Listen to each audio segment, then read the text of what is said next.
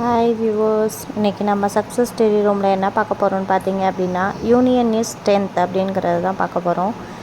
Union is strength meaning என்னன்னு பார்த்தீங்க அப்படின்னா when the people stay together and work together they become a stronger and when achieve the biggest goal அப்படிங்கிறது தான் union is strength அப்படிங்கிறது. இதில் என்ன சொல்கிறோம் அப்படின்னா நம்மளால் தனியாக ஒரு விஷயத்தை செய்ய முடியாத பட்சத்தில் நம்ம குரூப்பாக ஒரு விஷயத்தை சேர்ந்து செய்யும்போது அது இன்னும் ஸ்ட்ராங்காக இருக்கும். அது பிக்கஸ்ட் கோலை அச்சீவ் பண்ணுறதுக்கு வாய்ப்பாக அமையும் அப்படிங்கிறது தான் இந்த யூனியன் இஸ் ஸ்ட்ரென்த் அப்படிங்கிறது.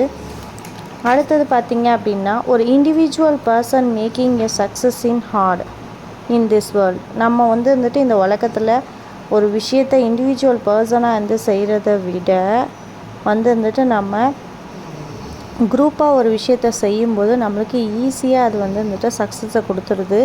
நம்மளோட டேலண்ட்டையே நம்ம எப்படி தெரிஞ்சுக்கலாம் அப்படிங்கிறத மற்றவங்க சொல்கிறது மூலமாக நம்ம தெரிஞ்சுக்கிறோம், நம்மளுக்குள்ளே இந்த திறமை இருக்குது அப்படிங்கிறத. ஸோ அதனால் சொல்கிறாங்க யூனியன் இஸ் த ஸ்ட்ரென்த் அப்படிங்கிறாங்க. நம்ம செய்ய முடியாத விஷயத்த ஒன்றா சேர்ந்து செய்யும்போது அது சக்ஸஸ்ஸு கண்டிப்பாக கிடைக்கிது அப்படிங்கிறாங்க. அதே மாதிரி தான் ஈவன் ஸ்டடீஸ்லேயும் கூட நம்மளால் செய்ய முடியாத விஷயத்த சேர்ந்து உட்காந்து படிக்கும்போது நம்மளுக்கு ஈஸியாக மக்கப் பண்ணிக்கலாம், ஈஸியாக நம்ம மைண்டில் சேவ் ஆகிற மாதிரி இருக்குது. ஸோ அதனால் குரூப் ஸ்டடி அப்படிங்கிறத ஒரு விஷயத்தை எல்லாருமே மைண்டில் வச்சு குரூப் ஸ்டடியை பண்ணுங்கள். ஏன்னா உங்களுக்கு தெரியாத ஒரு சில விஷயம் இன்னொருத்தவங்க கூட இருக்கவங்களுக்கு தெரியும். ஸோ அதனால் எல்லாரோட மைண்டில் என்னென்ன விஷயம் தெரியுமோ எஜுகேஷன் சம்மந்தமாக அது எல்லாமே என்ன ஆகுது, டுகெதர் ஆகுது. ஸோ அதனால் கண்டிப்பாக அது சக்ஸஸை தான் கொடுக்கும் அப்படிங்கிறாங்க. Thank you so much.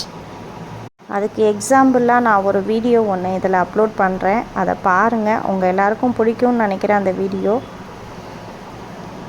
லைக் பண்ணுங்கள், ஷேர் பண்ணுங்கள், கமெண்ட் பண்ணுங்கள். Thank you so much.